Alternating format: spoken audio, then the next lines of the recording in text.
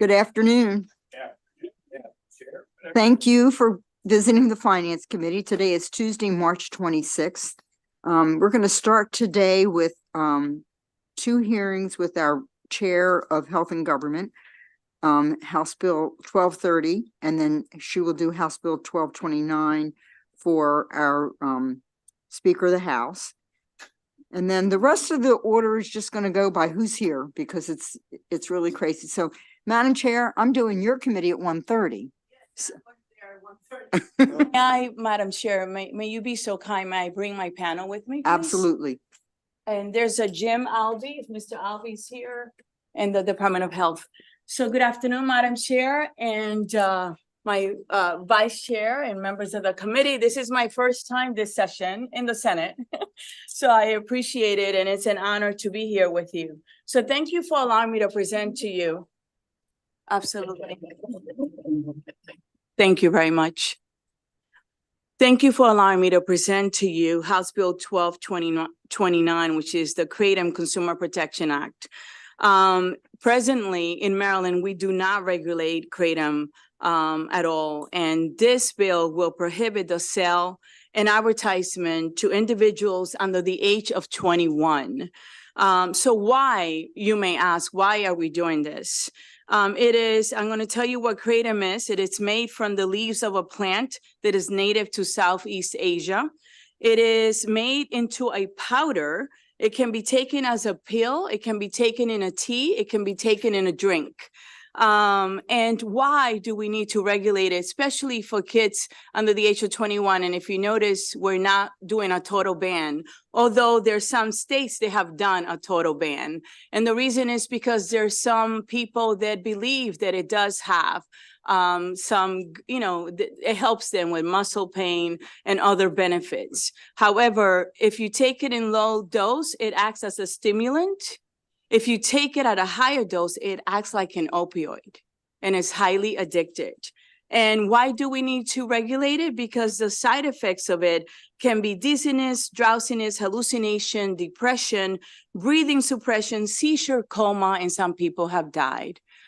So it is important to do that. As I said, states such as Alabama, Arkansas, Indiana, Rhode Island, Vermont, and Wisconsin have gone further than this bill does. They have a full Kratom ban. We're only doing it for 21 and under because kids need to be protected. It is not recognized by the FDA at all. And the Health Department will testify and tell you the amendment that they're asking, which is basically to have a labeling requirement that says that this is not approved by the FDA. And, I want you to think about when you purchase something, there are many products out there to say that. So the group that has a favorable with amendment, I work with them before we file this bill to get them to agree to the bill. They agreed to it, but it was before the amendment to the Health Department.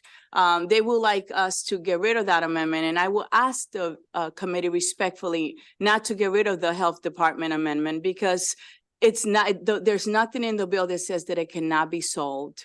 It just basically gives you notice. So I asked respectfully if you will be so kind and give it a favorable report. We didn't cross the bill because we were working. It came in at the very end and we didn't have time, but I will ask respectfully if you would please support it and give it a favorable report. Thank you so much for your time. Thank you, Madam Chair. Dr. Kaye.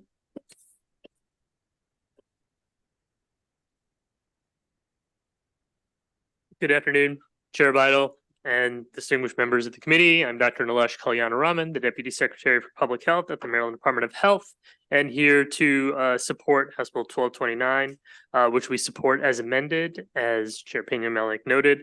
I'm not going to repeat her points. I thank her for going through the science and the health effects of Kratom. From our perspective, the U.S. Food and Drug Administration hasn't approved Kratom or its chemical components to be used in drugs, is not appropriate for use in dietary supplements, and is not approved for use in food. The safety profile of Kratom shows that there are rare but serious effects. from the use of kratom, including psychiatric, cardiovascular, gastrointestinal, and respiratory problems. And reports of its effectiveness are variable and haven't been conclusively shown in studies. As mentioned, we've worked closely with Delegate Pena Melnick on this issue. And in particular, the amendment that we're really supporting is to prohibit retailers from advertising a therapeutic benefit of kratom. We would, of course, like to see this go further, but we're certainly happy to see progress on preventing access to minors to this, to not falsely advertising on this, and to not targeting advertising to youth on this as well.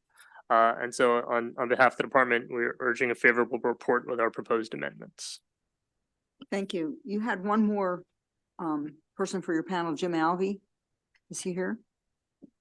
He's Me- not here. His Okay. wife testified, Madam Chair, in the House, Okay. and their son died as a result. Oh, So my goodness. he was gonna give that testimony. I believe he has provided written testimony to the committee. Okay, And I think that's it for our witnesses, our side. so let's see if we have any questions. I don't see any committee members with questions. I'd like to know about the enforcement. So the enforcement, it says that the department will create regulations Okay. and the department will decide on the enforcement. And where is it usually sold? It is usually sold in smoke shops. It is sold on the internet as well. Okay, So it's easily accessible. As a matter of fact, last night I called the smoke shop on Main Street because I was gonna bring some. Mhm. Because in our committee, people wanted to see it. And I called and I said, do you have any products that have kratom? And he says, yes. And I said, what form do you have it? They have it in, in liquid forms, pills. And I was gonna go to Main Street and buy it, but to be honest, I went upstairs and 10 o'clock came by and the shop was closed. Hmm. So I could not purchase it, but it's easily accessible. okay, thank you. And I believe, oh, great, here's Mr. Al. Okay, thank you. Thank you. for Thank you, being- Madam Chair, for your questions. Thank you. Thank you. Sorry that I was, sorry. Sorry that I was late, but glad that I'm here. First of all, thanks to Delegate Pena Melnick and Delegate Jones for bringing these hot topics to life. There's not been much discussion about them before. This is about the Kratom Bill, HB 1229. Kratom is a product that is highly addictive. My son got addicted to it. It's sold as a natural caffeine replacement. It can be used by many people safely as that ingredient to treat chronic pain. Can also lead to getting off of drugs. So there are valid uses for it, but not if you have an addictive trait. So if you're addictive, you will want as much of it as you can get, and it loses its concentration over time. So you want more and more of it, which leads to what my wife and I called with my son Kratom crazy, which was a variety of shakiness, anxiety, paranoia, and seizures, all of which we observed after he used kratom. It can lead to overdose. A woman died in Florida, and there's a major settlement there. And there have been other deaths shown. Overdose can include liver injury, psychosis, seizures, and insomnia. It also has significant withdrawal symptoms, which is important because the more you take, the harder the withdrawal symptoms are. And again, we observed with our son significant withdrawal symptoms, including hallucinations, rapid heartbeat, poor concentration. It's been banned in nine states. Almost all Indonesian countries where it originates have banned it. This is the right legislation to limit sales, tighten marketing tactics, and leave the door open for legal use by anyone 18 plus, 21 plus rather. Kratom users who benefit from the drug should have access to it, but there should be control over who's allowed to have it. Thank you for that testimony, Mr. Alvey. I'm very sorry about your son. Thank you. How old is he? He's unfortunately passed at age 33, and we'll probably talk about that with Tia Neptune. Well, thank you for your testimony. Thank you. I have no questions from my committee. Thank you. We're going to call 3 people now that are favorable with amendment. Thank you. Thank you, Madam Chair. We'll see you again in a few minutes. Yes, thank you. Kirsten Smith, McLean Hadow, and Jack Hemmingfield, what favorable with amendment.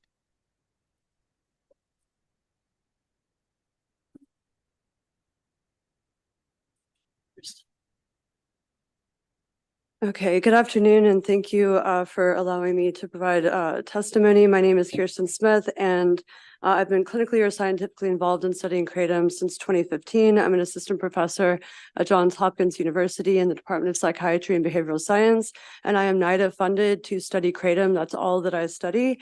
By way of disclosure, I am funded by the National Institutes of Health, and I do serve as a scientific advisor to the International Plant and Herbal Alliance, and I have a master's in social work in the state of Maryland, but do not practice. The views expressed are my own, and they do not necessarily represent those of Johns Hopkins School of Medicine. I am in support of passage of House Bill 1229 because we do need legislation around this very complex botanical that is being sold in Maryland and other states. My work and work of my colleagues has shown that U.S. adults are using kratom products mostly without issue. I have done systematic reviews and direct clinical observations and clinical trials, and I'm currently at Hopkins doing one on kratom withdrawal now. And I have to say that we really do not have a great understanding of kratom and its effects in humans to date compared to other substances that have been around for a really long time.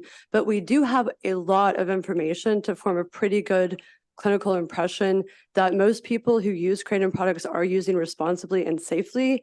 In fact, it got mentioned in the prior testimony, many people have been using kratom to not only transition off of alcohol, sometimes psychostimulants or even opioids onto kratom, but also increasingly people without any history of substance use disorder are using it for boosting energy, kind of like a pre-workout for enhancing productivity. What we're not seeing is a lot of addiction or psychosocial impairments in daily functioning. So again, I support regulations around the sale of this product. Go ahead. Thank you. I'm Jack Edward Henningfield. I'm Vice President of Research, Health Policy, and Abuse Potential at Pinney Associates, adjunct professor at Johns Hopkins, same department as Dr. Smith, and former head of clinical pharmacology at the National Institute on Drug Abuse. Over the last half century, I've published more than 500 papers and reports with the Surgeon General, scientific journals, etc., on a wide range of drugs, including treatment for addiction. Been working on kratom for more than 10 years. Most of my professional work is drug approval, and I'm involved in drug approval processes constantly, and dietary supplements increasingly, which have a different pathway. And by the way, one problem with the legislation, which I support, is the word approval. The FDA by law cannot approve supplements. There's a different regulatory pathway, so that's literally not possible by law. Drugs are approved. That's a different pathway, and I'm happy to discuss the nuances. But otherwise, what is really important is starting the regulatory process, as is happening in 11 other states. Actually, 5 more states have lesser regulatory steps than Maryland is contemplating. Why is that important? Well, nature got it pretty much right. It has a remarkable balance of useful substances with a good safety profile overall. And most people, as Dr. Smith mentioned, use responsibly and do not have serious problems with it. But we need to make sure that products that are not misrepresented, that when people buy them, they're what they're paying for. They're not adulterated or contaminated. Those are the most serious problems, and those are serious problems. And banning it would do nothing for those problems. So here in Maryland, you can start the regulatory process. By the way, if you want the most up-to-date science, go to NIDA, National Institute on Drug Abuse, their kratom website. That is far ahead of FDA, and the FDA has recently revised some of its statements to come more in line with what NIDA is saying. Thank you for the opportunity, and happy to discuss the approval process issue if you like. Thank you. And then Mr. McLean Haddow. Madam Chair, members of the committee, thank you. My name is Matt Caddo with the American Kratom Association. We are a consumer organization advocating for regulations on kratom to protect consumers. It is accurate to say that there are 6 states who passed bans on kratom at the behest of the FDA from 2019 to 2014 to 17. 5 of those 6 states are actively now in the process of changing that to regulations. We actually support the regulations that were proposed by the health department. There was a misunderstanding about what the effect of that would be. To properly notice consumers is an important component. And if that's the intent, we fully support that because it is important. Most of the controversy around kratom started with the FDA mischaracterizing it because they didn't have an understanding. But recently they were called by a federal judge in the district court in Southern California to testify about the dangers of kratom on February 8th of this year. And they refused to do so on the basis that they have not yet determined whether kratom is dangerous or not. The FDA has just completed their own what's called a single ascending dose safety study and determined that at 12 grams, there were that was well tolerated by people. And that now has cleared the way for a human abuse potential study, which will take 3 to 4 years. This is important advancement in science, but until that is fully concluded, we need these regulations. 11 states have passed the Kratom Consumer Protection Act, putting into effect standards that protect kids, that protect consumers with good labeling, with good notifications, and we fully support those kinds of regulations. We hope that Maryland will become number 12 because it is an important protection for consumers to do that. For those rare instances where people have the kinds of adverse events as this father described, obviously good notifications protect them as well as we go forward with properly formulating these products. We fully support your passage of this legislation. Thank you. Thank you very much. Do I have any questions from any members? No, I have no questions. Thank you very much for testifying. That ends the hearing on House Bill 1229. Madam Chair, would you like to come back to the table to do House Bill 1230? Yes, Madam Chair, may I bring my panel, please? You can. I Thank only you have, so much. well, I have Jim Alvey and I have Dr. Yes. Kay for favorable with amendment. Yes, thank you, Madam Thank you. Chair. And good afternoon again, Madam Chair, Vice Chair, members of the committee. Thank you for allowing me to present this bill today. This is House Bill 1230. So what does the bill do? The bill prohibits a retailer from distributing, selling, and advertising a tianeptine product. What is tianeptine? Tianeptine is a pharmaceutical drug that originated when it was produced in Europe as an antidepressant. At a higher level, it can be addicted. It has never been approved for use for any medical reason in the US. Many companies take foreign drugs and they introduce them to consumers via dietary supplements. And that is what's happening here. Why is this bad? Tianeptine is sold as a supplement. It can be taken in tablets, also in elixir. It is known as gas station heroin. That is the name of it, because it's highly addicted. The FDA has issued several warnings about its potential abusive and addictive nature. The National Poison Control has reported a steep increase in tianeptine calls. So you may ask, what are the side effects? The side effects can be anywhere from nausea, constipation, abdominal pain, headache, dizziness. And according to the FDA, they have drowsiness, confusion, rapid heartbeat, high blood pressure, vomiting, slow, or your breathing slows or it stops, coma, or death. As a matter of fact, states they have banned it are Alabama, Georgia, Indiana, Kentucky, Michigan, Mississippi, Ohio, Tennessee, Florida, and I suspect that you will see many others because it is very, very dangerous. And we would like a total ban on it for that reason. And I thank you for your attention. And I would ask you to please return a favorable report. Thank you. Mr. Alvey? Thank you, Madam Chair. A lot was covered there, so I'm going to make this more personal. This is my son. This is James Alvey. We called him JT. The incident that brought me to this table was a culmination of a couple of years of tianeptine use that led to higher and higher dosages.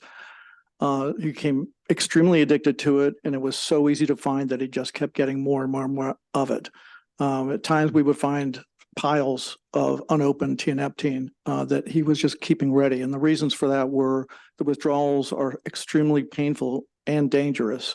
They can cause seizures, they can cause loss of consciousness, as does the actual drug itself. So in a seeking euphoria, in a constant state of calmness to get away from life's challenges, it ends up being the opposite. And so you take more and more of it because you need more and more of it, and that increases the significance of the withdrawals. In my son's case, he left a rehab that he was trying to get over these drugs, decided to do it on his own, went to a hotel room.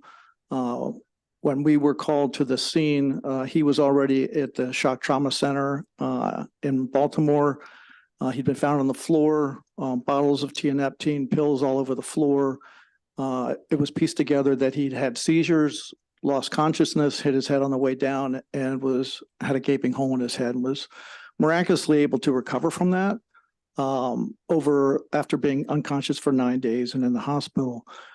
Next session, hopefully we'll talk about phenibut, because the combination of tianeptine and phenibut led to his death 6 months later.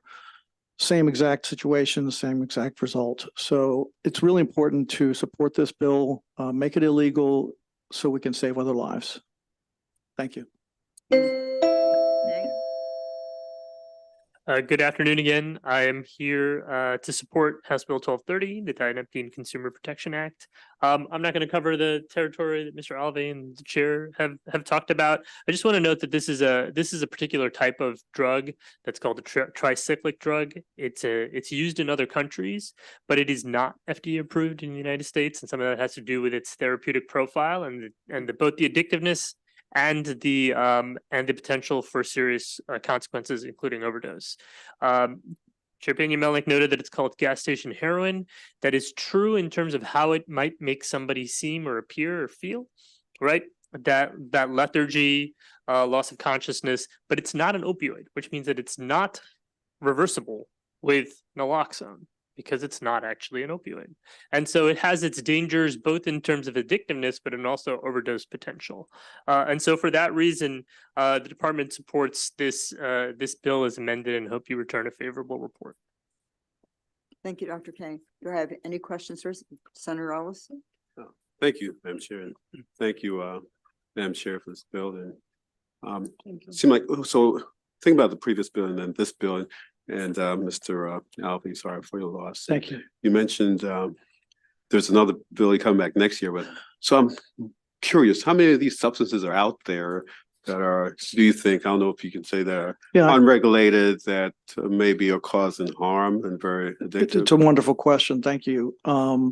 So there's a lot, but they're within a class. They're called nootropics, nootropics, and within that class of these drugs, there aren't that many. Phenibut and tianeptine are the primary ones. Thankfully, tianeptine seems to be disappearing, but there's not much discussion about phenibut, which ultimately did lead to my son's death. So I think just focusing on them one at a time is okay. I wish phenibut had been part of this discussion, but need to dig into the details on them. We didn't know anything about tianeptine before all this happened, and nobody's ever heard of it except those that buy it at the gas station and convenience stores. So I think a lot of education's needed around it. I would not want to say solidly it's just phenibut because there's probably others that you need to find out about. Great. Thank you. Appreciate you. Thank you, Madam Chair. Senator, I see no other questions. Thank you very much for this testimony. And Madam Chair, I'll see you in a minute. Thank you. Thank you so much for the courtesy. You have a blessed day. Thank you. Thank And, you. Thank you. Senator Kramer, you're going to be in charge.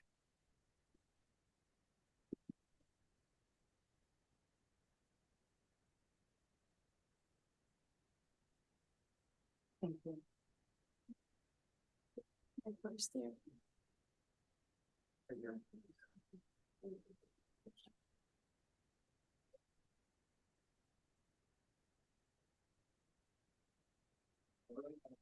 I saw Delegate Grammer's here, House Bill 272, please. Thank you, Mr. Chair. I do not have a panel, but I'd welcome up anybody who you'd like to bring up.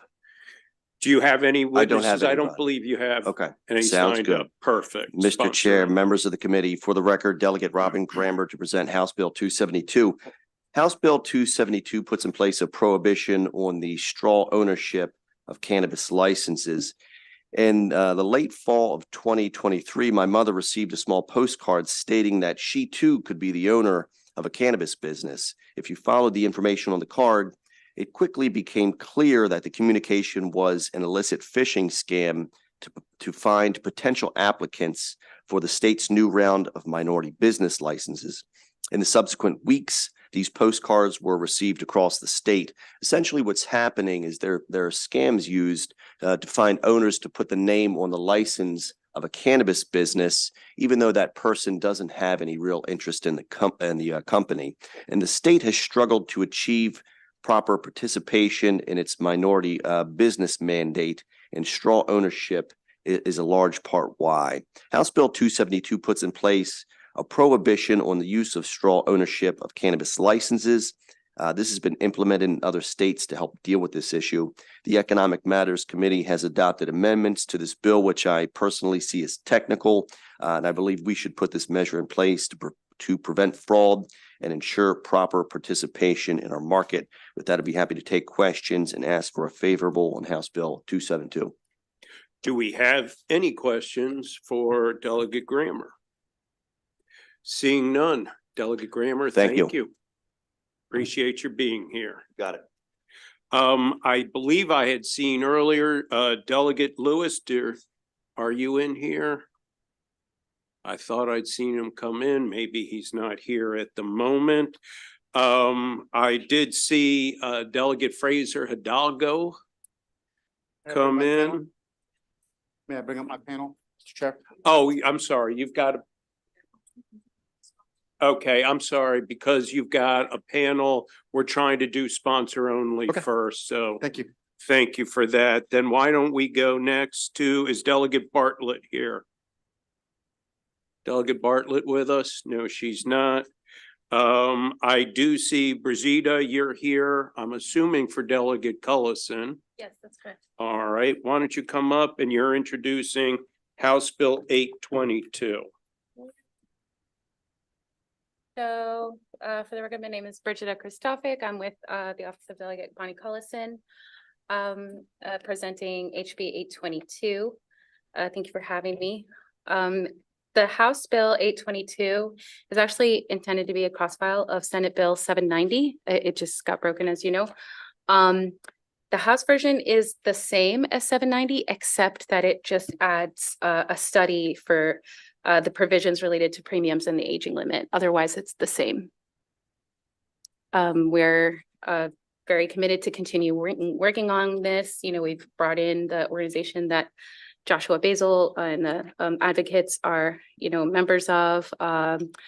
In the study, they will be met with twice. So this is something that we'll keep working on. Thank you. All right, do we have any questions? Seeing none, thank you. Good to see you. That concludes the hearing on House Bill 822. Is Delegate Kerr with us? All right, I do see Delegate Lewis with us. Delegate Lewis, please come on up, and you're introducing House Bill 306. That is correct. Thank you, members of Senate Finance, and I appreciate your patience. For the record, Delegate Jazz Lewis here to testify on behalf of Prince George's delegation, House Bill 306. This bill reaffirms the delegation's shared commitment to fostering an environment where innovation and entrepreneurship can thrive in Prince George's County. This bill establishes a work group that will work with TEDCO to help foster an innovative and entrepreneurial supportive climate in Prince George's County so that we can support the small business owners and help power the local economy. This work group will connect knowledgeable and innovative businesses with TEDCO so that they can form a cohesive and inclusive strategy to make sure that we have the resources to help incubate the next generation of leaders. We are also working with TEDCO on additional amendments, which alongside some technical changes, clarify that the work group will be convening angel investors on the early side who can be connected with these businesses and innovators to provide new opportunities for investment that can grow our local economy. The amendments also iterate that the Urban Business Innovative Initiative within TEDCO will staff the work group. These additional amendments agreed to with TEDCO ensure that this work group will fit neatly into their work and foster the kind of inclusive ecosystem that we want to create. And TEDCO is in support, which she can attest to. That's all. Thank you very much. Any questions for the good Delegate Lewis? I see none, so thank you very much, sir. You have a great day Have on a purpose. pleasant afternoon. All right, I still don't see Delegate Kerr. Delegate Woods, I don't see her. Oh, there we go. Delegate Woods, you're here to introduce House Bill 1337. Thank you. Good afternoon, Senator Kramer and members of this of the Finance Committee. For the record, I'm Delegate Jamila Woods, District 26, and I'm here to request a favorable response for HB 1337, Health Insurance Appeals and Grievances Process Reporting Requirements. The Maryland General Assembly has made consistent efforts to address the need for increased access to healthcare, as well as multiple disparities impacting access to healthcare and addressing the high cost of prescription drugs. Despite the continued improvements our work has contributed to improving health disparities, we are well aware that there is additional work that needs to be done. There are complications and inadequacies serving as barriers to obtaining essential health care. And these complications and inadequacies continue to negatively impact the health of a significant number of Maryland residents. This bill, HB 1337, solves the problem of this. Maryland health insurance carriers aren't required to disclose how many people they cover or the total number of claims they process. It makes it difficult to understand the full picture of what decisions private insurance companies are making related to all of their policyholders, and for the public to make comparisons of companies' track records. HB 1337 would require health insurance companies to disclose the number of people that they insure and the number of claims they approve and deny each quarter. We're asking for a favorable report for HB 1337 so that we can assure, particularly those persons whose claims are denied and then later approved, and a lot of people who experience a significant decrease in health because they're waiting for a denial that turns into an approval. And so for that reason, we're asking you all to favorably pass HB 1337. Thank you so much. Thank you very much, Delegate Woods. Any questions for the good delegate? Seeing none, that concludes the hearing on House Bill 1337. Thank you very much. Thank you, sir. Delegate Bartlett. Saw you come in. Nice to see you, ma'am. Oh, it's so You're good to be here. here to introduce House Bill 969. That is correct. Thank you very much, Mr. Chair. Thank I you. appreciate it. And Vice Chair Klausmeyer, good to see you. I'm Sandy Bartlett for the record, representing District 32, Anne Arundel County, and I am pleased and honored to present this bill. This is a bill that extends the process with respect to a family or person in interest when a loved one passes. So when a loved one passes, and if they do not agree with the medical examiner on the cause or manner of death, that they can appeal, and they can get an administrative law judge's decision that says, you know what, you're right, medical examiner, we don't necessarily agree with your findings. I'm going to tell you, you have to make it undetermined or homicide, make the cause of death, cause and manner undetermined or homicide. So we've worked on those bills over the past 2 years and gotten those bills passed. We've also extended the time in which the family members can appeal the decision so that they can seek the administrative law judge on appeal. Well, and we got it out to 180 days. Well, what this bill does, it says, okay, great, you've gotten it, you've gotten the cause and manner changed. It is now undetermined or homicide. But if it's undetermined or homicide, then we need the investigation from law enforcement. So what the bill does is open up the period of time in which law enforcement must keep the case open. And that is because the family has reached the hurdle of all these obstacles. The examiner, the administrative law judge, the secretary has changed the certificate. So we wanted the family to be able to at least have their case open for 20 years. 20 years, you might think, oh my gosh, that's a long time. In fact, it's not in the world of homicide. I think there was a case that was just recently, the second killer was just recently found and determined. I think it was after 50 years. So families need that level of hope. And they need that level of encouragement. So what the bill does is requires the case to be opened for 20 years. I've talked to law enforcement. They don't have a problem. I talked to examiners, medical examiner, they don't have a problem. And if you notice, there's not a fiscal note because leaving the case open is not a huge fiscal requirement for law enforcement. The other thing that it does is that it requires the assistant state's attorney, if they're not going to reinvest to open a case or reinvestigate the case or do any investigation on the circumstances surrounding the victim's death, then they actually need to meet with the family. They don't have to meet in person. Email is fine, whatever they agree on, but they meet with the family and they explain it. Again, giving the family some level of closure and some level of understanding as to what happened to their loved one. And of course, they get a free copy of the death certificate. That's an aside, and that's the least we can do as a state for these individuals who have lost someone. So that is the bill for House Bill 969, also known as the Catherine Morris Death Reclassification Act. And I appreciate your time and your attention. I would appreciate a favorable vote. Good to see you, Madam Chair Vital. Thank My you, senator. Delegate Bartlett. We appreciate it. I see no questions. That concludes the hearing on House Bill 969. Thank Good you. to see you, ma'am. Good to see you too. My pleasure. Be well. care. Delegate David Fraser Hidalgo. I think we are ready for you to come back to the table, please, and please feel free to bring your panel and ask that they introduce themselves. And you're here to introduce House Bill 1482. Thank you, Mr. Chair, Madam Vice Chair, members of the committee. Thank you very much for indulging me. For the record, Maryland State Delegate David Fraser Hidalgo, introducing House Bill 1482. For the record, this is a my bill pseudo almost department bill. So as many of you know, the Maryland Auto Insurance Fund, or MAIF, is charged with providing automobile insurance.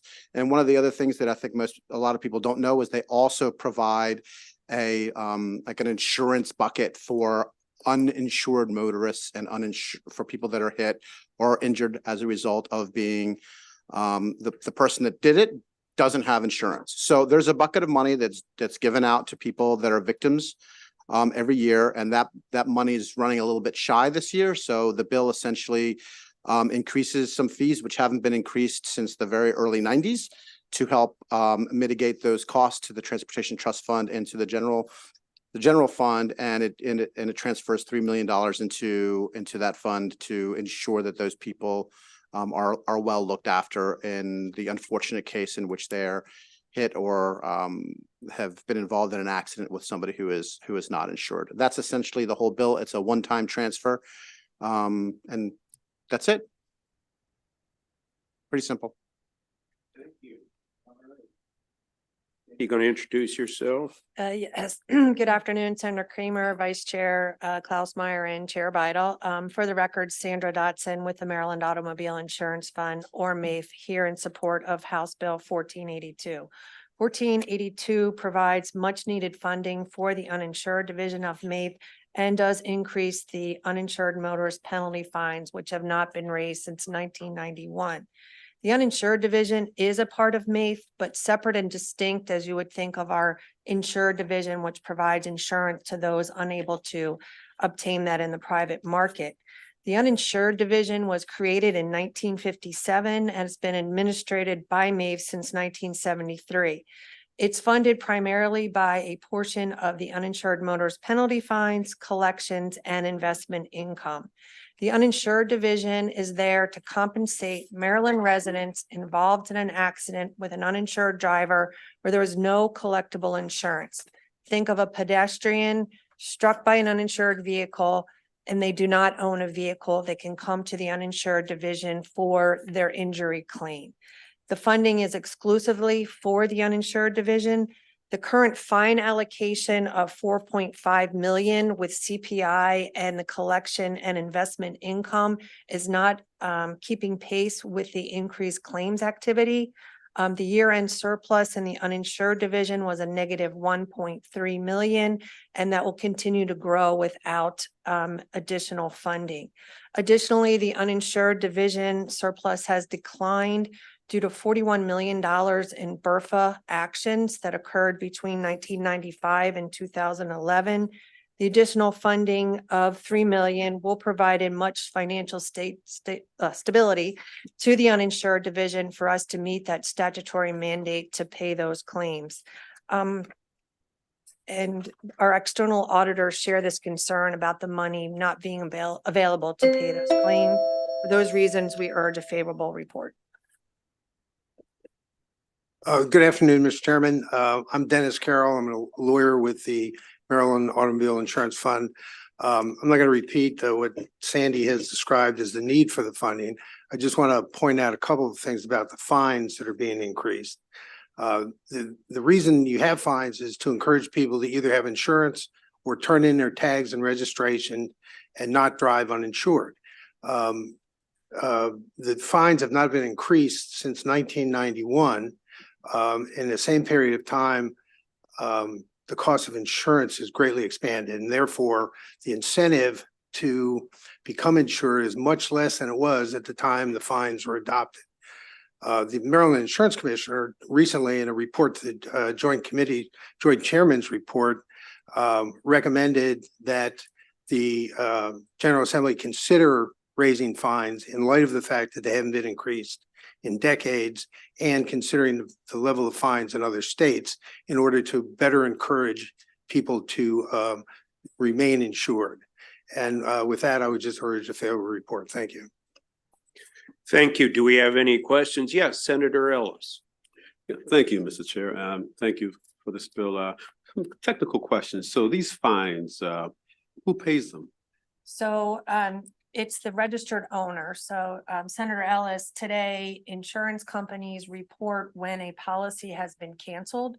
And that goes to the Motor Vehicle Administration. The Motor Vehicle Administration then determines whether that individual is uninsured, and they assess and they collect those fines. Okay, thank you. You're welcome.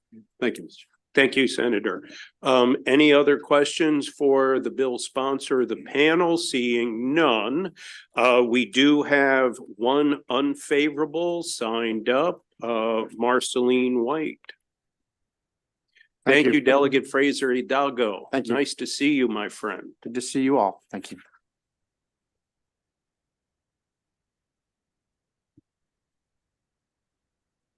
Good afternoon. Chair, Vice Chair, members of the committee. For the record, my name is Marceline White, and I'm the Executive Director of Economic Action Maryland, and I'm here asking for an unfavorable report on House Bill.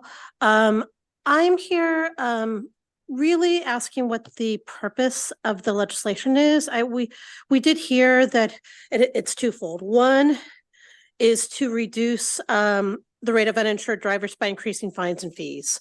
Now, the General Assembly has passed a number of bills in the past few years with different kinds of fines and penalties, not this specific one, but others to address the rate of uninsured drivers, yet the rate has stayed somewhat static time after time. It's moved the needle maybe 1%, but not much. So I don't think it's an effective way to address the uninsured problem. According to MAIF's 2023 budget testimony, low-income drivers are canceling 2 to 3 times a year. They're dropping their insurance when the money is tight and picking it back up again when they have money. So this is an affordability issue. And fines and fees have little impact on this behavior when they're dropping insurance because they can't afford it. If the purpose is to raise funding for MAIF, I think that's great and we support that, but there are other ways to do it. Whether you look at an annual assessment on producers, the last one was in 1989. If you assess a fee for vehicles registered in Maryland or look at structural reform. But whatever the case is, House Bill 1482 increases the cost on low-income drivers to support MAIF. If a driver can't afford the average MAIF policy of $2,800, they're unlikely to be able to afford to pay the increased fine and fee. And we know that a number of drivers in MAIF are there who are good drivers, but are there because they have poor credit, a lack of continuous automobile coverage or limited driving experience. So for these reasons, we oppose House Bill 1482 and ask for an unfavorable report. Thank you. Do we have any questions? Yes, Madam Chair. There it goes. Thank you. Couldn't turn your light on.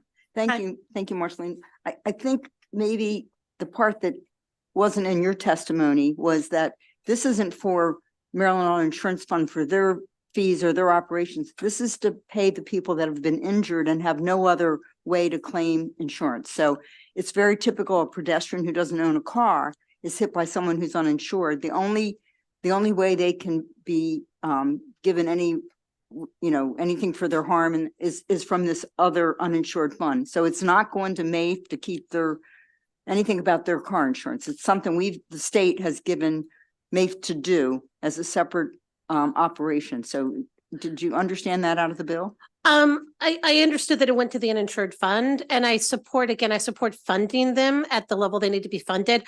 My concern, as you heard, is just that this is going to harm low income drivers. And I don't think it's going to address getting them to purchase insurance. So I'd love for this body who knows a lot about these issues to look at other ways of trying to raise that money or funding. That's all. I'm just really concerned about the onus on the poor.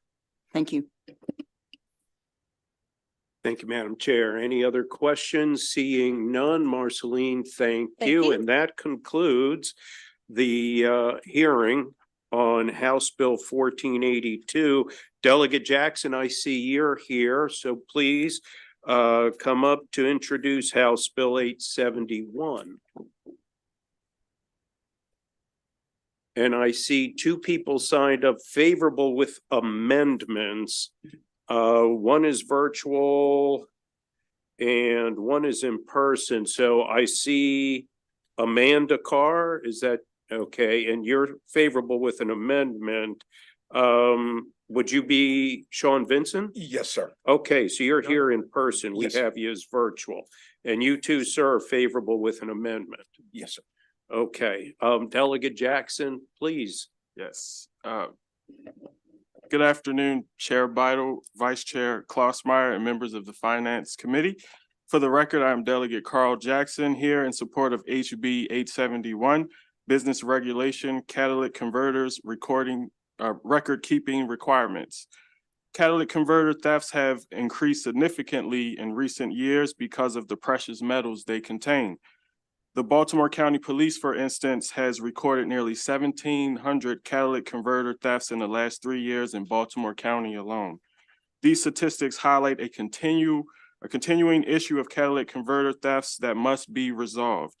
Driving without a catalytic converter can damage components of the exhaust system, and replacing one once stolen could cost anywhere between $800 to $1,200, adding further monetary damage to the victim. Once detached from a car, catalytic converters can be sold to licensed automotive dismantlers for about $100 per converter, though the precious metals in them can sell for much more, or to a scrap metal processor.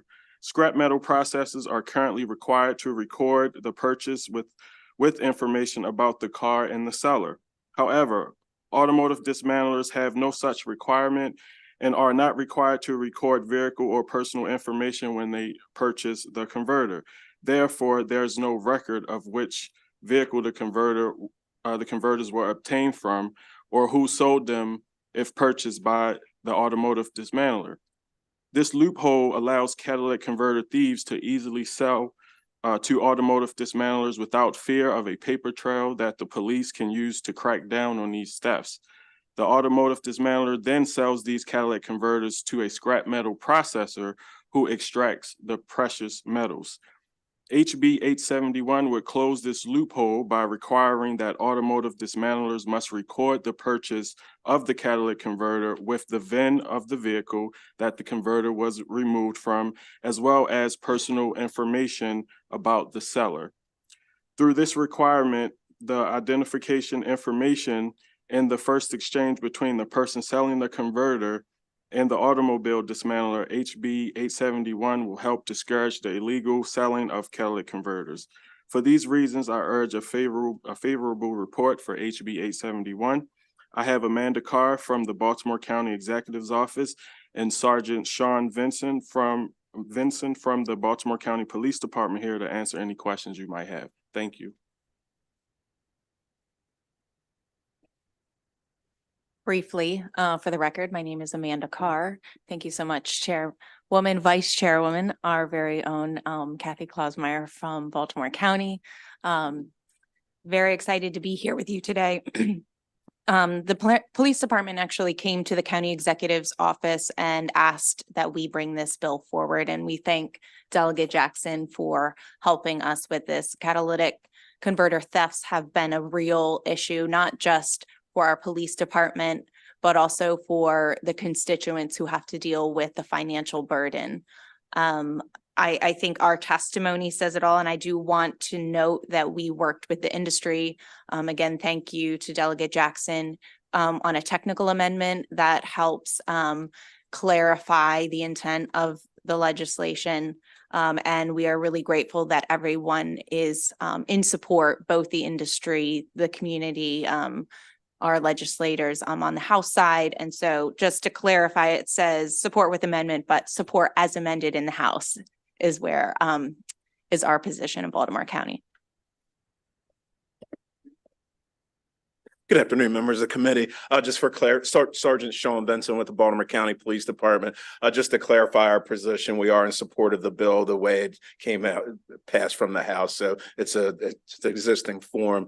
The most vital part of the bill is the reporting. It isn't a complete it's not outlawing the purchase of catalytic converters, but it does require the reporting of it. And the most essential part is requiring the VIN, the vehicle identification number, to be reported from the vehicle from which the detached catalytic converter came from.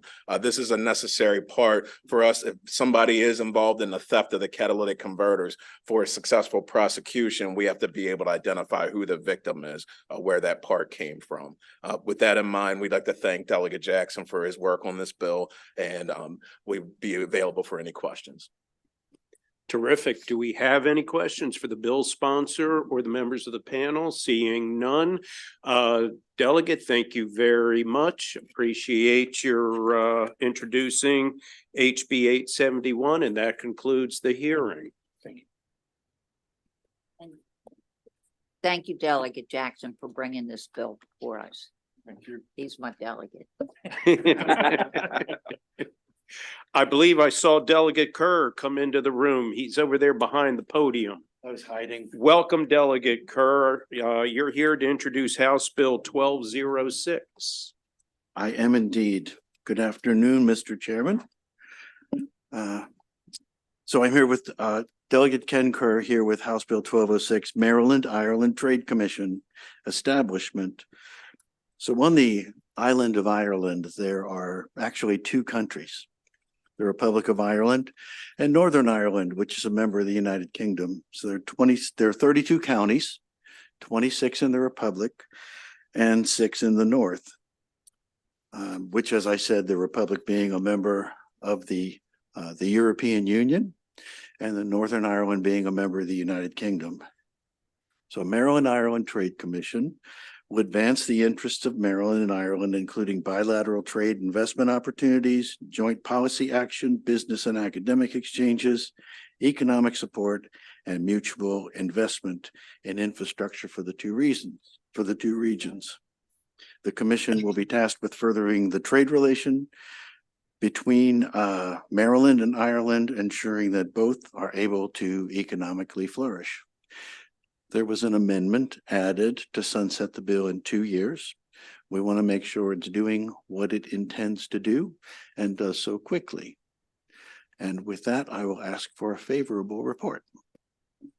Thank you. And just to clarify, Delegate Kerr, the amendment is the way the bill passed out of the House with the referenced amendments. It's the way you received it. Yes, Mr. Chairman. Terrific. Do we have any questions for the bill sponsor? Seeing none, Delegate Kerr, good to see you, sir. And that concludes House Bill 1206. We are now going to move to House Bill 1333. I believe Ms. Marie Grant is with us. And you will be introducing the bill. Yes, thank you. Terrific, Senator. thank you. Senator. Good afternoon, Madam Chair, Madam Vice Chair, Senator Kramer, committee members, Marie Grant on behalf of the Maryland Department of Health here in support as amended of House Bill 1333. This bill makes changes to the membership and duties of the Maryland Commission on Health Equity. It makes these changes because I think, as you all know, we're in this exciting time where we have applied for to the AHEAD model that's been proposed by the Federal Centers for Medicare and Medicaid Services to continue our unique hospital waiver, but to also extend that waiver out into addressing other healthcare costs, other quality measures, but perhaps most importantly, health equity. One of the first things we need to do as part of this work is establish a statewide health equity plan. And the federal government requires the state to designate a governance entity to be responsible for development of that statewide health equity plan, and also requires Maryland to bring certain folks to the table from all different areas, community-based organizations, different areas, and agencies that work in healthcare, different healthcare stakeholders. All of these folks would need to come to the table. And so I think agency-wide, I think you have a letter of support from the HSCRC as well. The department and HSCRC think that the Commission on Health Equity, because of where it sits in its ability to bring these folks together, is the best entity to do this work. So the bill also has a couple of amendments in the House. The first is to make sure the Community Health Resources Commission is also added to the Commission on Health Equity. But the second is to extend the reporting dates on the Commission on Public Health. This was a bill you all saw last year. The appointments took a little while, and so the chairs of the commission are asking for extensions on due dates and extension of the sunset date to make sure that they complete their work and get that to you all in a timely fashion. So with that, I'm happy to answer any questions and urge a favorable report. Thank you. Committee, do we have any questions for Ms. Grant? Seeing none, that concludes the hearing on House Bill 1333. Thank you very much. We're now going to move to House Bill 1521. If Dr. Moran is in the room, there we go. Thank you, sir. Hi, Senator Kramer, Chair Bidel, members of the committee. It's good to see you all. For the record, Ryan Moran, Deputy Secretary of Healthcare Financing and the state's Medicaid Director. The department is really pleased to offer up House Bill 1521 for your consideration this afternoon. House Bill 1521 is both a win for children and their families, and it is also the best use of state dollars. Just a little bit of context in Maryland, depending on the size of your family, there is a monthly Maryland Children's Health Insurance premium that's either set at $65 or $82. And those premium amounts are set forth in Maryland statute. Also, with the nature of the Medicaid redeterminations and unwinding, we have not been collecting premiums since the start of the public health emergency in 2020. However, in navigating some recent new federal requirements and guidance, it allows us to really take a look at the calculus of the value of premium collection on this program for children and their families, as well as the cost that we as a state would need to make ongoing investments in technology, IT systems, and other overhead to continue premium collection. Also effective in September of 23, the Maryland Department of Health implemented 12 months of continuous eligibility for children We did that 4 months ahead of the federal requirement. And continuous eligibility for kids is one of the most important tools to ensure continuity of coverage and optimal health outcomes. However, guidance with continuous eligibility for kids, there was also some mandates for states that had premium collections in place for their children's health insurance premium programs. And one of those requirements with the continuous eligibility for a full 12 months, regardless of what happens to income in the household over that 12-month period, is that states can no longer enforce premium collections throughout the year, nor can states use premiums as a way for enrollees to remain eligible as part of the program. So all of that said, this bill finds us at a critical inflection point for the state to think about the investments that we would need to make in IT systems, as well as ongoing maintenance costs to collect premiums versus the value proposition for kids and their families. We've actually projected when doing the analysis that there would be a small general fund savings of about $35,000 when you take into consideration the expected premiums that we would collect versus the ongoing maintenance costs that we would actually need. The last thing I want to point to, Senator Kramer, is that, and I just want to make this known, is that we know that premiums for enrollment, particularly for the Maryland's Children's Health Insurance Program, does add barriers for low-income families and their children. And these barriers impact continuity of coverage and ultimately care for children to improve their health outcomes in the future. So with that, the department advises and urges a favorable report on House Bill 1521. Thank you. Do we have any questions for Dr. Moran? Seeing none, Doctor, thank you, sir. Thank And that concludes the hearing on House Bill 1521.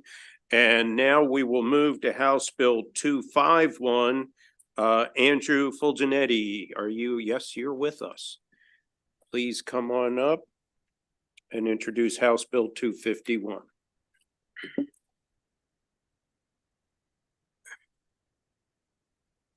All right, good afternoon, Chair Bidle, Vice Chair Klausmeier, members of the committee.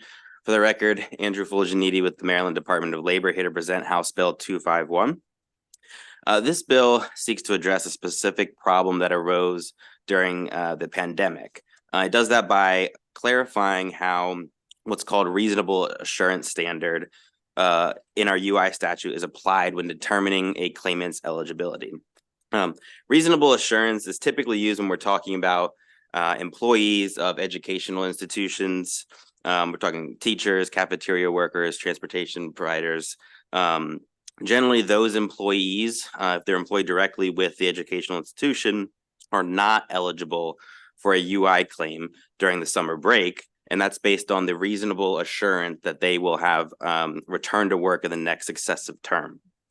So the department has always interpreted the law to provide that individuals engaged in employment for-profit entities and organizations, even if those entities provide services exclusively for educational institutions, do not have reasonable assurance of returning to work and therefore are eligible for unemployment insurance claims if they meet other criteria. So again, the most relatable example that I'll use, and Senator Ellis, I know in the interim where I worked on a task force and bus drivers was part of that task force and this issue came up. So I'll be familiar with this, is that many jurisdictions contract out their transportation services. So those drivers during the summer months do often file UI claims. They have in the past always been, as long as they meet all the other criteria, eligible for a UI claim. To be clear, that's just like any other UI claim.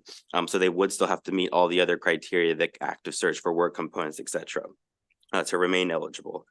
The reason this bill is here before you today is during the pandemic, as you guys know, the federal government gave states flexibility to bring on contractors to help states address the surge in UI claims and help with issuing determinations. We did have an instance where this reasonable assurance standard was applied, we felt incorrectly, and it was upheld upon appeal. So we're bringing a bill before you today to help clarify its application moving forward. So that's what House Bill 251 is here to make a clear distinction when talking about where reasonable assurance applies. With that, I'd ask the committee for a favorable report and be happy to answer any questions. Do we have any questions for Mr. Fulgeniti? Yes, Senator Ellis. Thank you, Mr. Chairman. So, thank you for your work, with the, Charles County, bus drivers and that big Absolutely. group. It was great. Thank you so much.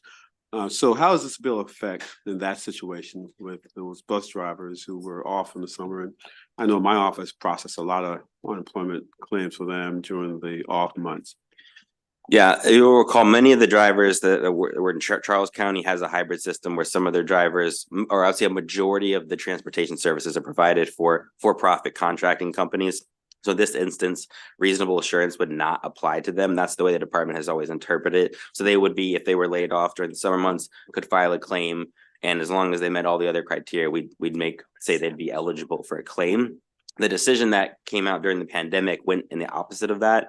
It denied a claim that we typically would have said was eligible, and to address that and for future, if any future instances come up, we wanted it clear in the statute. That's the distinction in how we interpret reasonable assurance. Okay, great. Thank you. Yeah.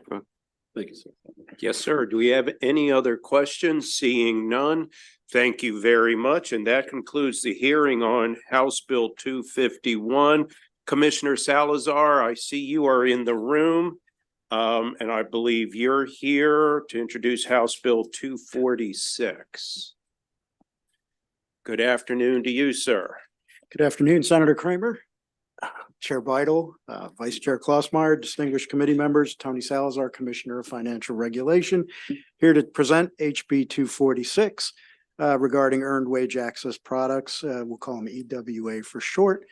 Employers have long offered their employees, mostly low-wage and hourly workers, the opportunity to access a portion of their wages before the end of their payroll cycle. Recently, the service, as I said, was known as Earned Wage Access, and it's grown in popularity and it's widely accessible in the state of Maryland and across the country. In keeping with our respective missions, the Department of Labor and the Office of Financial Regulation, OFR, have pursued legislation in the House that would affirm protections for Maryland consumers from deceptive and predatory lending practices and high fees that could develop in this space.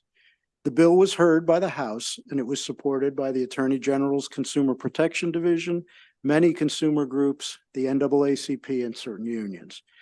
It was the bill that maintains Maryland's current loan framework, and it became the basis for HB 246 that is before the committee today.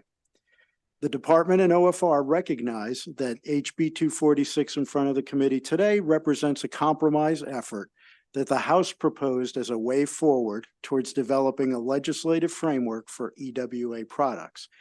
OFR and the department urge a legislative solution for EWA products that protects Maryland workers, and that's why we proposed a bill on the topic, and HB 246 is evidence of that. Since HB 246 passed, the vice chair has hosted meetings between my office and industry representatives to discuss concerns with HB 246. Those meetings have been productive. Each side was able to articulate their needs, see proposed amendments, and discuss changes to 246 that would let the Senate produce a bill that it can send back to the House for concurrence. And that's why I'm here today to testify on HB 246 as favorable with amendments. While further meetings are scheduled for later this week, we've seen proposed language creating a separate EWA framework under the Financial Institutions article. We're considering implications of the proposed language, but we remain concerned about the lack of key components from the consumer loan law because we don't want the committee to be faced with amendments that remove existing consumer protections from Maryland law. Of course, we believe an acceptable framework would include important consumer protections like caps on expedited and subscription fees, appropriate provisions governing licensing and supervision, and the such. We look forward to continuing our conversations later this week with the industry professionals, many of whom you will hear from, and we'll report back to the committee when further progress is made so that we can create the best product possible. We anticipate no fiscal impact on the office. And with that, if the committee accepts the amendments, we anticipate providing later in the week, I request a favorable committee report. And I'm happy to answer questions and provide additional information. Do we have any questions for Commissioner Salazar? I see the vice chair. Yes, ma'am. Yes, and thank you, Commissioner. And I appreciate all that you've done and your department has done, and I look forward to working with you. It's just been quite the journey. And I think part of the problem is that there's so many different variations of this product that we're trying to look forward to working with you some more, and we're gonna get it done. Thank you. Thank you, Madam Vice We Chair. Yeah, don't we want look any forward to rotten that. scoundrels taking anybody's money. We want it tight. So, thank you. So it sounds like, Commissioner, the journey has yet to conclude. The journey continues. We want to The make sure journey the committee continues. sees a good bill. Yes, All sir. right. No other questions for the Commissioner. Thank you very much, sir. Good to see you. We have 4 favorable with amendments. Roger Mano, Rodney Williams, Claudia Flores, and Tanaya Moore. Please come on up. Senator Mano, feel free to jump in there.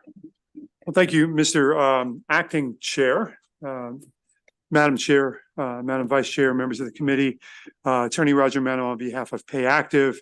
As Commissioner Salja, the Commissioner just mentioned, we are working, I believe in good faith to try to come up with some resolution to not just the bill before you, but the bill that Senator Klausmeier and Delegate Fraser Hidalgo have introduced in the House. This is an incredibly important product in terms of providing financial wellness for vulnerable populations and a real viable opportunity, alternative to expensive predatory loan products, payday loans, expensive balloon interest type products.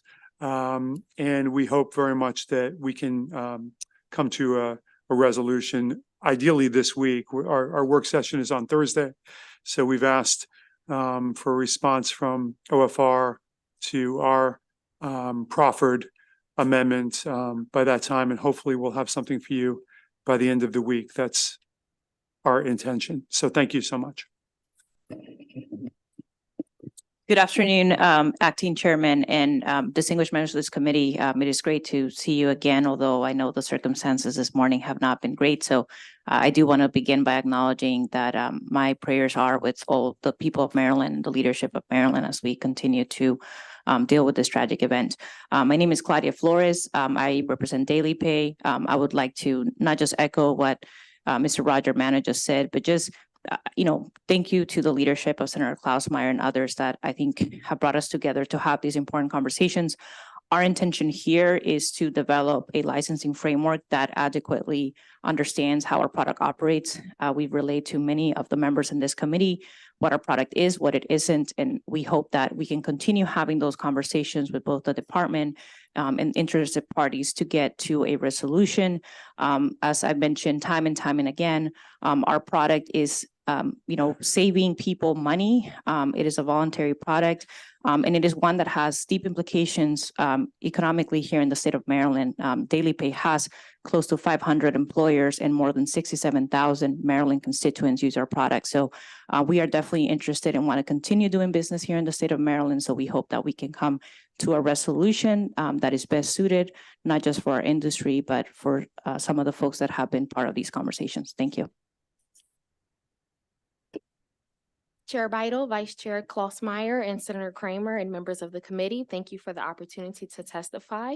My name is Tanaya Moore. I am the Director of Policy with the Cash Campaign of Maryland. Cash stands for Creating Assets, Savings, and Hope, and we promote economic advancement for low to moderate income individuals and families in Baltimore and across the state of Maryland. We are here favorable with amendments for House Bill 246. We believe that this bill is a good start to protecting consumers. However, we still have concerns that those who frequently use EWA products, they need further protections. There are consumers who use EWA products multiple times in a month or pay period. Those consumers will pay transaction fees multiple times in a month. Setting a monthly cap on transaction fees will best protect Marylanders and ensure that consumers who frequently use EWA products will not owe multiple transaction fees. A monthly cap on fees is an important component because many apps have a limit on how much a person can borrow a day. This means that many customers take multiple transactions over many days and pay the transaction fees every time. This also means that the amount of fees a person pays in a month can quickly add up and can trap customers in a cycle of debt. Again, this bill is a good starting point for all stakeholders to continue to have conversations on how to protect Maryland consumers, and we believe that adding a monthly cap to fees is the next step in consumer protection. Thank you. Good afternoon, Chair, Vice Chair, and distinguished members. I'm Rodney Williams, co-founder and president of Solo Funds. I am a local Baltimorean, grew up on the east side of Baltimore, and I became very familiar with my parents living paycheck to paycheck and needing access to short-term capital. So I tried to do something about it. I created Solo Funds, which is the US's largest Black-led community finance financial technology company ever in the history of the United States. We allow people to borrow on their own terms. They set their fee structure, which is a 100% voluntary tip. And that tip goes to another individual member. We are for this bill, but indirectly, it has the potential to hurt community finance, which again, is the only institution that the tips are 100% going to the residents of Baltimore, as well as residents of Maryland. So the way the platform works, and just to be very clear, there's no imposed fees. All of the fees are voluntary by the borrower and not imposed by the lender. Secondly, none of the fees accrue over time. These are some characteristics that are more relatable to interest versus something that would be voluntary.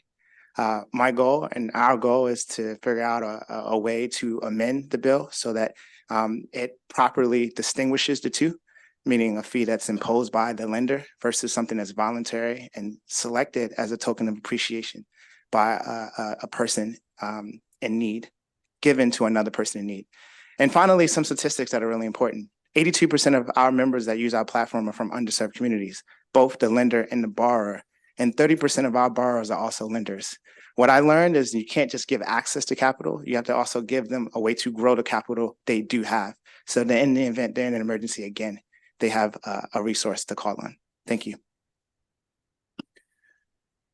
Senator Washington. Thank you, Mr. Chairman. Good to see you. Thank you for being here. Thank you. I know you all on the same panel, but it sounds like you all have different amendments because it's favorable with amendments. Is that right? Somebody can shake your head, right? Okay. Ms. Moore, can you just describe just briefly the amendments that you have? Because I know you have some interesting amendments. The one that I spoke about today is a monthly cap on monthly cap on monthly fees. Sorry. And what would that cap be? Double of what the transaction fee is. Got it. And right now it's infinite. Is that right? Yes. Okay, got it. Thank you for that. And Mr. Williams, you mentioned a lot about your company. Can you just first give the name of the company again? And then also just describe how your company is different from a typical payday lender. So the company is called Solo Funds. Solo stands for social loans. Solo is a community finance product where the members are funding each other and when in need. All members are individually the same. So sometimes when they need capital, they make a request, they select how much they need, when they're going to pay it back. And then as an appreciation, how much they're going to tip the individual member. As a lending member, I then also lend. But the biggest difference versus an institutional lender is that this is not institutional capital. This is capital that someone is lending to another person in need because they relate to the reason why they need it. They're actually the same people. And I mentioned that 30% of borrowers also lend and 82% are from the same community. And what's your amendment? Our amendment is that voluntary fee structures that are actually imposed by the borrower should be excluded. It's not imposed by the lender. It's not a mandated fee, and it doesn't accrue over time. I think fees that are true voluntary, true forms of appreciation, but most importantly, imposed by the borrower should be excluded. Yeah, it's interesting because we had a long conversation in the last bill about whether these are loans or not loans. You're kind of saying that you are a lender, like these are loans coming from you. Is that right? Well, what I'm saying is that, well, we're not an earned wage access company. And to be very clear, our model has never existed before in the United States. This would affect you though. This would affect me indirectly. Yes. Got it. Okay. Thank you. Do we have any other questions? Yes, Senator Hayes. Thank you, Mr. Chair. I appreciate that. Mr. Williams, interesting concept. So it sounds like what you're saying, so individual borrow and lenders you guys just kind of do the pass through. Like, for instance, I have the unfortunate position to be the oldest of 5 siblings, and my sisters often think that ATM stands for automatically Tony's money, right? Yes. And so you're saying with your platform, they could use your platform to borrow from me or other individuals in the community without and you just help facilitate these transactions? Exactly. To be honest, it's something that we all face the burden of when you're the one that went to college and got the good job. Your friends and family need $50 or $100. And I saw it. I saw my mom borrow from her church in her church community. I figured we should probably make this type of thing safer, meaning verification, making sure the person's a real person, validating that it's actually going to a bill. And conceptually, if the institutions weren't necessarily nailing the solution for this community, I felt like the community could stand up for each other and try to figure out a solution. Right. And what's the maximum amount? I'm just curious at how much someone. The maximum amount is $575. When you first use the platform, you only can get up to 100, and then you ladder up as you pay on time. If you ladder down, if you pay late. What does that mean, ladder up? Are you trying to make sure that individuals aren't borrowing more than they could afford to pay back? Exactly. One of the biggest things that got me in trouble as I graduated is the first time I applied for a credit card, they gave me my max limit. I only needed $200. I didn't need the $1,000 credit card, but that's how I got in trouble. So we tried to create something that avoided that. Got you. Okay. Got it. All right. Thank you so very much. Thank you. Senator L. Yeah, thank you, Mr. Chair. Mr. Williams, I too have some family members I want to send your way.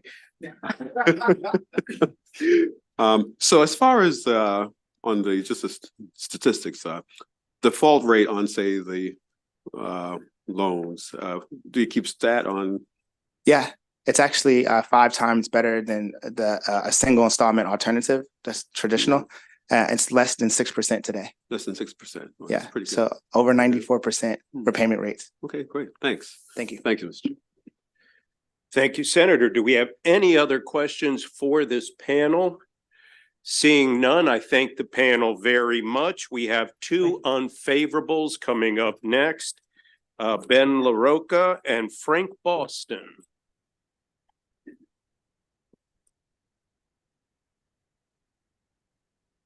Thanks. Thank you. Thank you, Mr. Chair. Thank you, Senator. Do we? All right, gentlemen, one of you jump on in. Thanks, Senator. Look, my testimony is actually gonna be very similar to the other folks that testified favorable with amendment. We're in the midst of a really tense negotiation right now. Tense, maybe not the right word. Intense is the right word in negotiation, even just out in the hallway before our testimony. So look forward to continuing that negotiation and hopefully coming up with a product that we can all work together on in the next couple of days. Thanks, and yield back the balance of my time. Yep, for the record, Frank Boston, good to see all my friends here on the Senate Finance Committee. Good afternoon.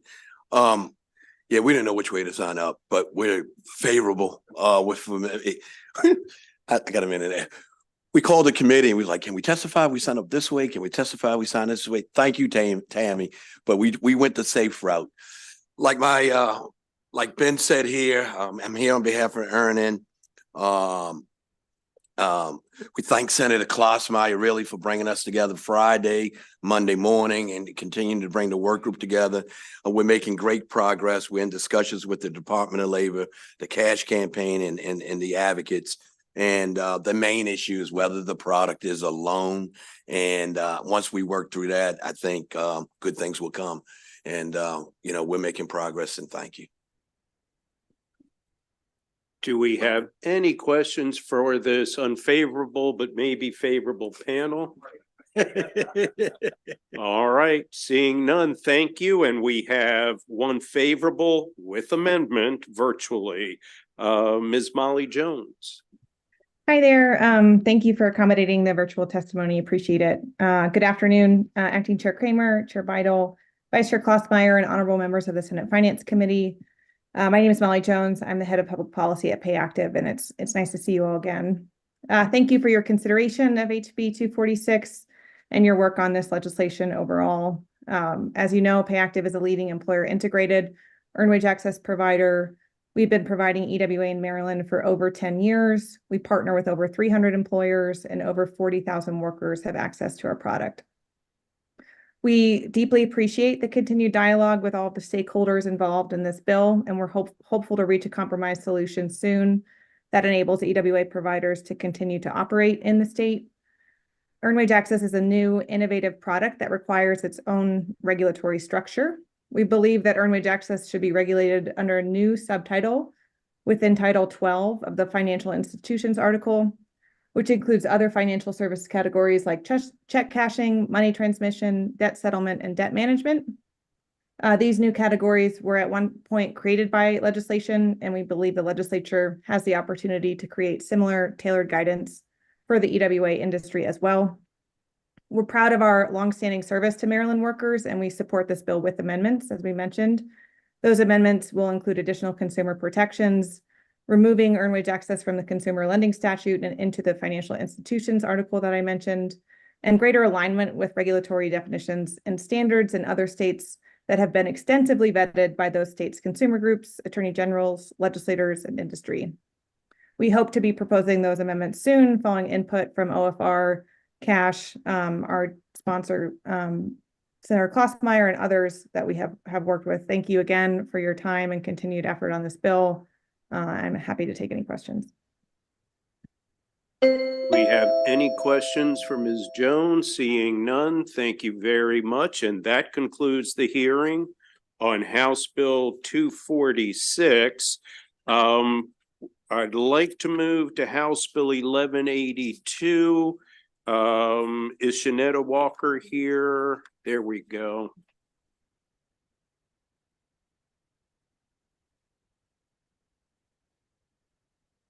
On behalf of the Office of the Attorney General.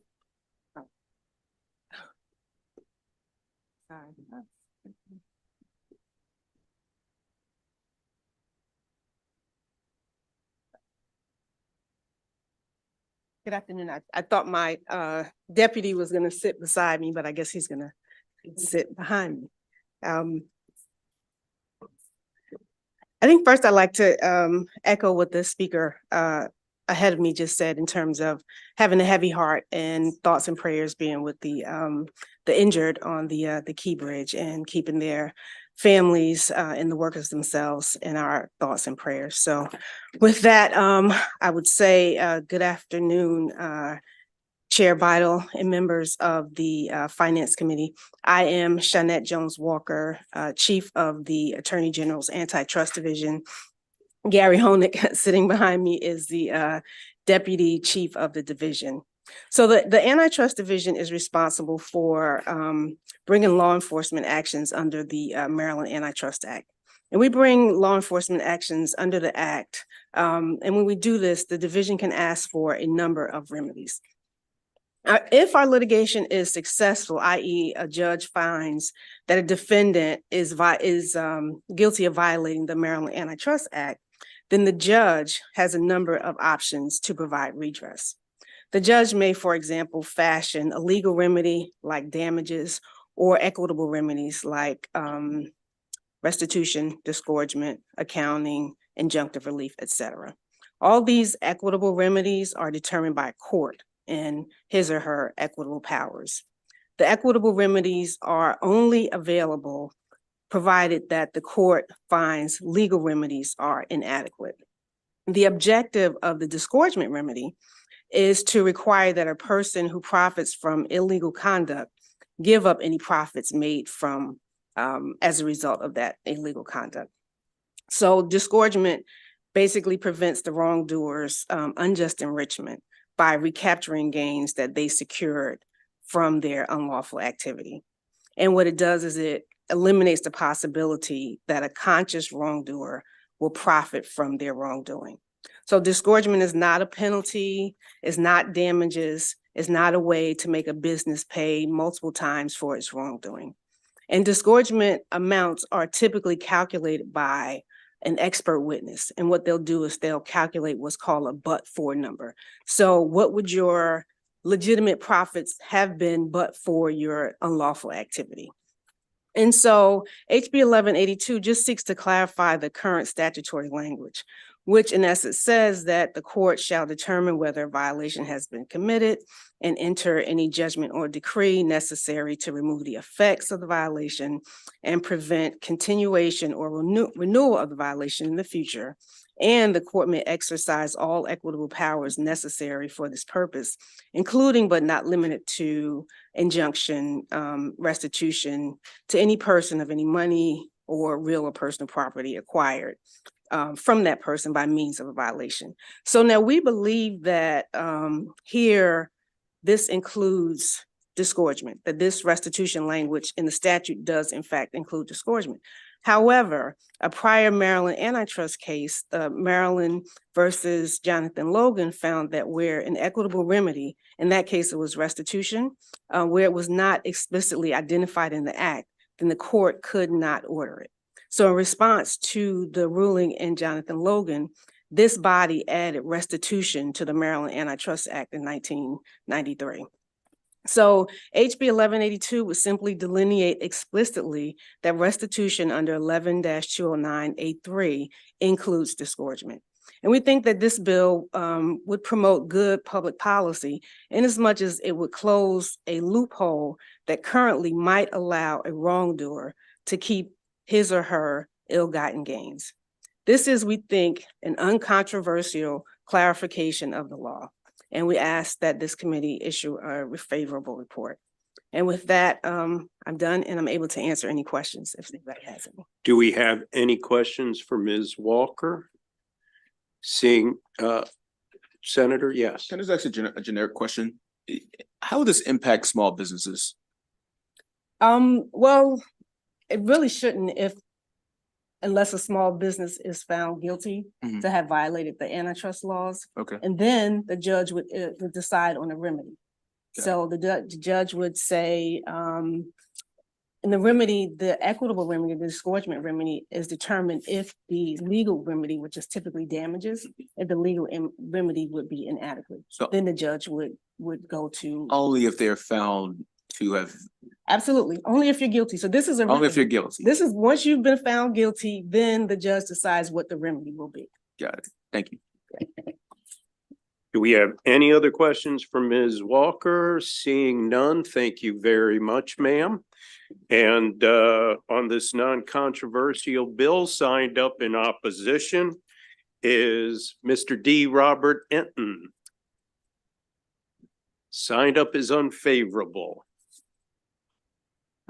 Thank you, Mr. Chairman, members of the committee. Robert Enton on behalf of the Maryland Bankers Association.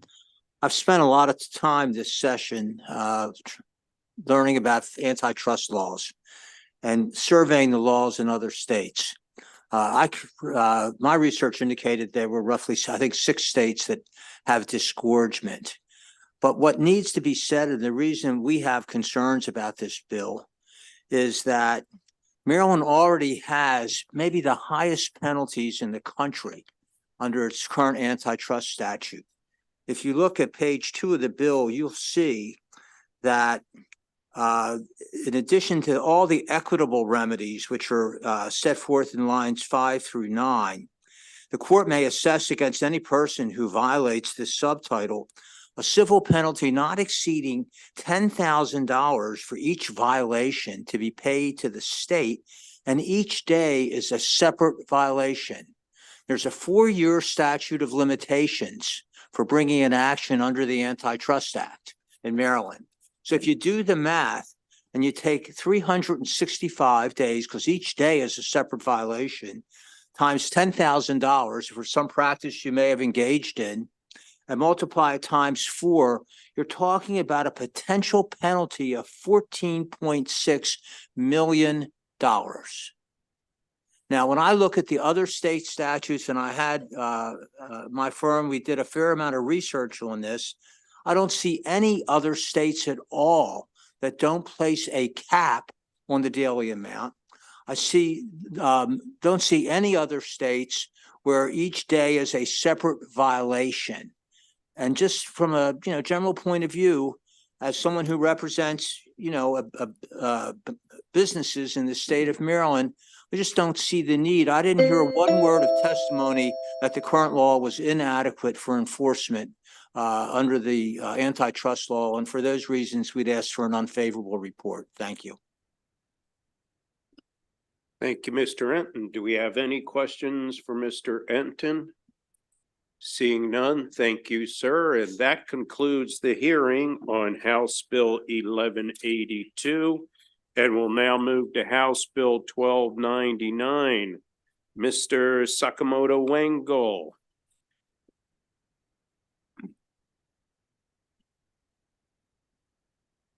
Good afternoon, Chairman Kramer. Can I bring Karen Morgan up with me? Signed up in favor? Thank you.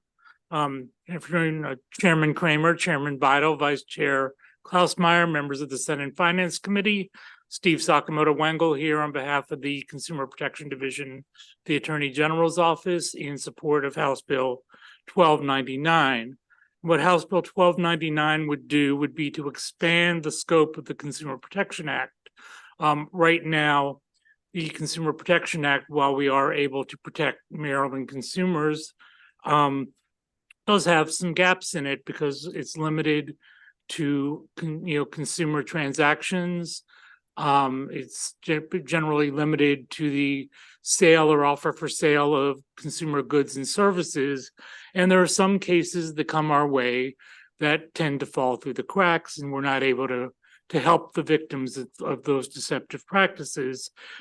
So this would expand it so that we could bring actions where deceptive practices occur in trade or commerce, which is the standard in more than half the states for consumer protection actions. One of the actions, and Bill Gruen, Chief of the Consumer Protection Division, submitted written testimony but was unable to be here today. But one of the ones that was highlighted was the ABC Capital situation, which is a business that bought up houses throughout in Baltimore and elsewhere in the state, encouraged investors to give them money to maintain the properties, rent them out. They didn't do that. They just took the money and left the neighborhoods and the investors high and dry. This bill would allow us to intervene in a situation like that. Similarly, in situations where you have We Buy Houses companies, especially ones that target senior citizens, because they're either grossly underpaid for their homes, or there are other problems with the title or or completing the transaction, because the sellers, the consumers in that case are the sellers, not the buyers, they would not be protected under the Consumer Protection Act. The expanding it would also allow small businesses to be protected when they're victims of scams or deceptive practices, and anticipating the opposition. We believe that large businesses already have the ability to bring suits, collect attorney's fees and other charges in situations, but small businesses do not have the same opportunity, and we believe that they should have the opportunity when they've been victims of deceptive practices to both file complaints with our office as well as bring actions against those people that are deceiving them. And finally, it would diminish the need to expand the definition of who's a consumer every time a new situation arises. There have been situations in the past, for example, there were churches in Prince George's County who were sold these internet kiosks that were supposed to provide great services to the members of those churches, and they did not. Because the victims there were the churches, they were not consumers under the Consumer Protection Act, and the General Assembly expanded the definition of consumer to include nonprofit organizations, including churches, so they could be protected in the future. Similarly, we had the situation of We Buy Cars, where the company would buy cars from consumers who, once again, because they were the sellers, not the buyers, had no, were not covered under the Consumer Protection Act, even though the companies that bought the cars didn't pay off the loans as they had promised they would do and engaged in other deceptive practices. Once again, the General Assembly had to step in and change the definition of who's a consumer so that somebody who has a lien against their car or their home and ends up selling it and is a victim of a deceptive practice would be considered a consumer. Expanding the scope of the Consumer Protection Act to cover actions in trade or commerce would eliminate the need to do that every time a new situation arises. So we would encourage a favorable report and be happy to answer any questions. Thank you. Good afternoon, Acting Chairman Kramer, Chairman Beidel, Vice Chairman Klausmeier, Senator, members of the Senate Finance Committee. I'm Karen Morgan. I'm a member of the Executive Council with AARP Maryland, and we are here to support House Bill 1299. Because we focus on advocating for consumers, we can't help but notice that the automation of the marketplace creates a constantly mutating situation, and the law needs to be dynamic enough to keep up with that.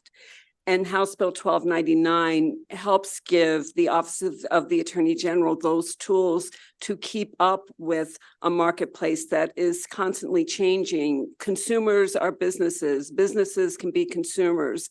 And when you're acting online, as so many of us are these days, we don't have the protections that in-person, face-to-face transactions have often allowed us.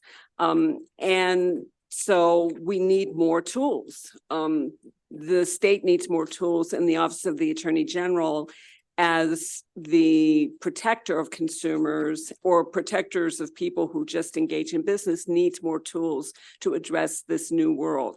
So that's why we support House Bill 1299, and we hope that the Senate Finance Committee will give it a favorable report. Thank you. Thank you. I see Senator Hershey has a question. Thank you, Mr. Chair. Steve, we've seen you a lot this session, haven't we? Obviously, we've got apparently a number of big problems here in the state of Maryland with respect to consumer protection, but I'm not sure specifically in this bill how this relates to consumers, because you've struck, when we define merchant, the word consumer is taken out a number of times. Doesn't that make this more a business to business type of policy that you're looking at? Thanks, Senator Hershey. It expands it so that we add businesses. It would still include consumers, traditional consumers, but businesses can also be consumers. They buy products, they pay for services, and they can be victims of deceptive practices. So we would want the ability to be able to protect those businesses. Right now, when we get complaints from businesses, and we do get complaints from businesses, we have to tell them, sorry, we don't have the jurisdiction to help you. You're on your own. You have to go pursue this independently. So what type of that's, I guess, what was going to be the question. Does government need to be involved in this, or do businesses find a way to handle problems amongst themselves when it comes to these types of things? What type of problems are you hearing from businesses as far as the deceptive trade practices? Well, in the past, we've gotten some who have been, victims of, phone scams where they were, leased phones that ended up not working. And this affected quite a number of businesses across the East Coast, including Maryland. We've had, victims of, they receive phony bills that some clerk down the line ends up paying. They've, been signed up for subscriptions to Toner or Yellow Page ads or other services that they didn't intend to sign up for. They have the same problems that consumers have with, vehicle repairs and, with landlord tenant issues and all kinds of things that, currently we're not able to assist them with. Now, large businesses have the ability to do this themselves, but, So small without the full businesses, protection of your office, how do these issues get resolved? the substantial majority of them would be able to try to be mediated through our mediation unit, just as consumer complaints are mediated through our mediation unit. You can file a complaint. And if we do see, for example, a pattern or a practice that is affecting, businesses, we would, be able to step in and bring an enforcement action in that case if this bill were passed. I mean, I'll be honest, that the examples that you gave about phones not working, phony bills, subscriptions and yellow page ads don't really seem to be huge pressing issues that we would have to be looking at legislation about. I mean, is there anything that's more substantial than that? Like, once again, we, because we don't have the jurisdiction to assist businesses now, we really don't collect that complaint information. But those are just some of the examples that I know of, we've received complaints against, by businesses. I know that the acting chairman, Senator Kramer, has a bill involving businesses who have been the victims of predatory lending practices. And right now we can't assist, those businesses either. But, if this bill passed, we could, step in and help, businesses that are victims of those practices. And so what is that process? How do you come to the rescue and save these businesses? And what do you get, awards from whoever was at fault, or how does this end up working? Well, once again, 99% of what we do through our mediation unit and try to resolve the complaints by contacting whoever the complaint was filed against and saying, we received this complaint, can we, see if we can find an amicable resolution here. It's only in those cases where we, for example, see a pattern or practice affecting a large number of individuals, a large number of businesses, that we would step in with an enforcement action. If we were to bring an enforcement action, we can seek injunctive relief again to stop the practice. We can seek restitution if there's been injury. We can seek civil penalties, and we can seek costs. So, okay, civil penalties.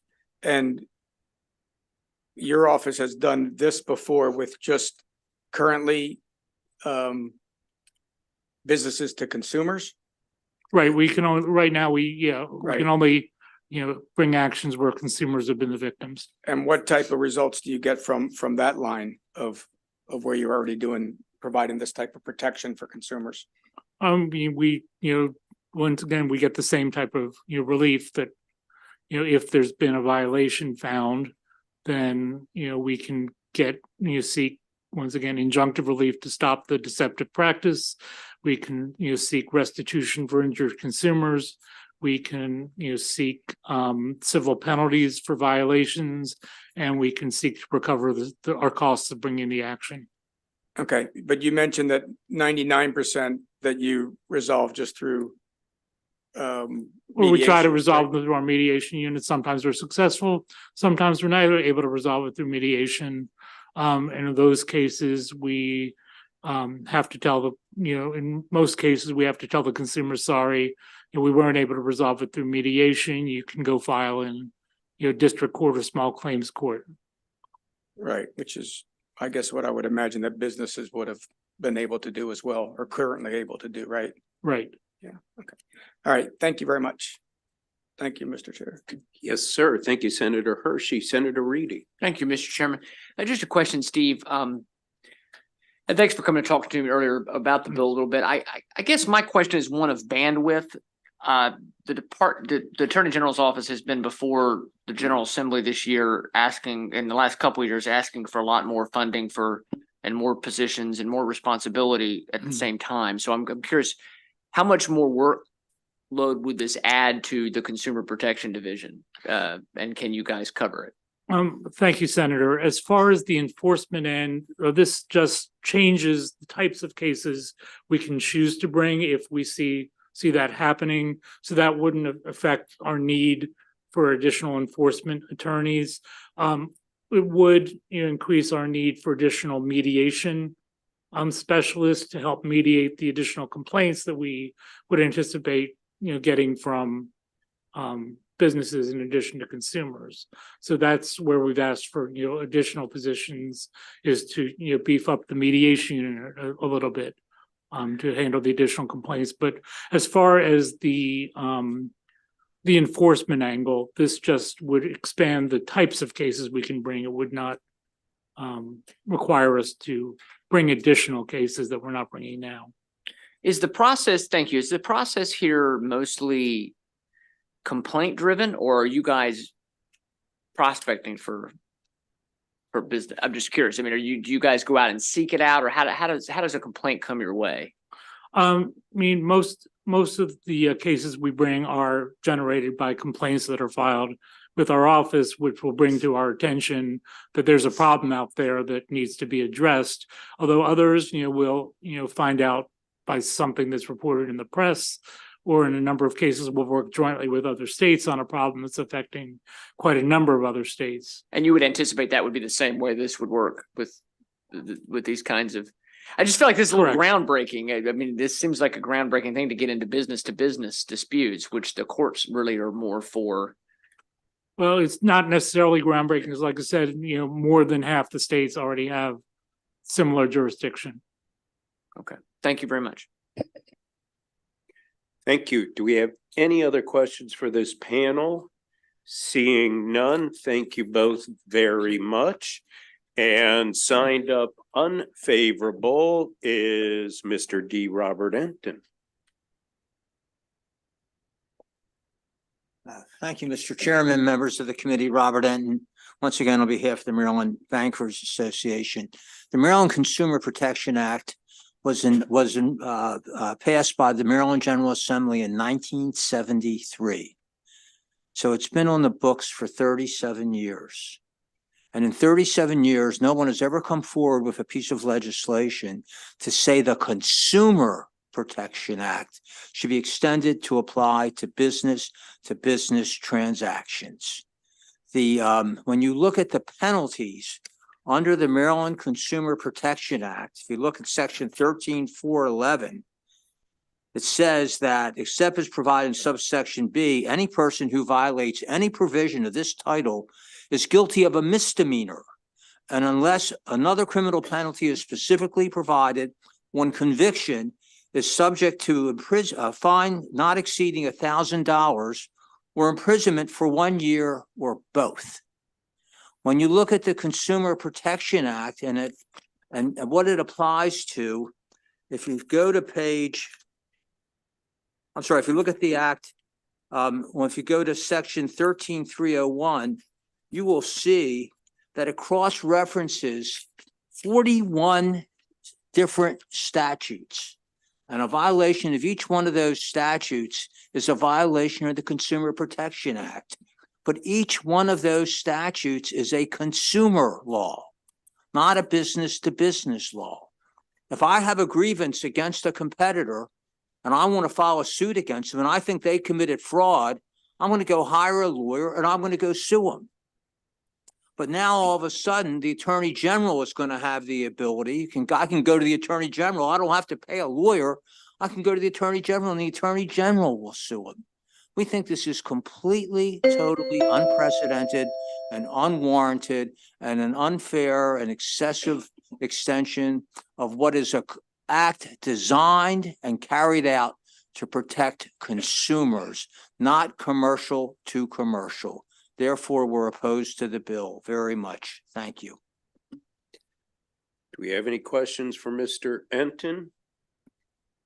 Seeing none, thank you, Mr. Enton. And thank you, Mr. That concludes our hearing on House Bill 1299. Colleagues, that concludes our hearings for the day. Please stay around because we will be having voting very shortly.